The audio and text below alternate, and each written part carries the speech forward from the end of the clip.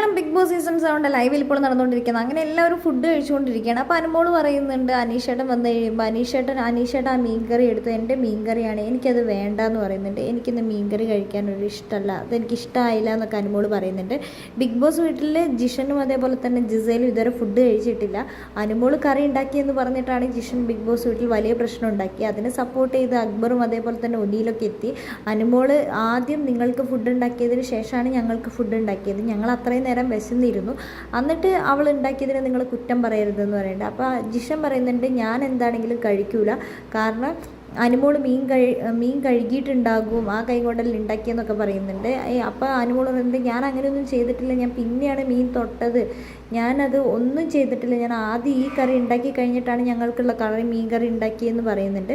ആ സമയത്ത് ജിസയിലും ഇപ്പോൾ ജിഷൻ്റെ കൂടെ ഫുഡ് ചേട്ടൻ കഴിച്ചില്ലെങ്കിൽ ഞാനും കഴിക്കുന്നില്ല എന്ന് പറഞ്ഞിട്ട് ജിഷൻ്റെ കൂടെ തന്നെ ഇരുന്ന് സംസാരിക്കുന്നുണ്ട്. അക്ബറിനെതിരെയാണ് സംസാരിക്കുന്നത്.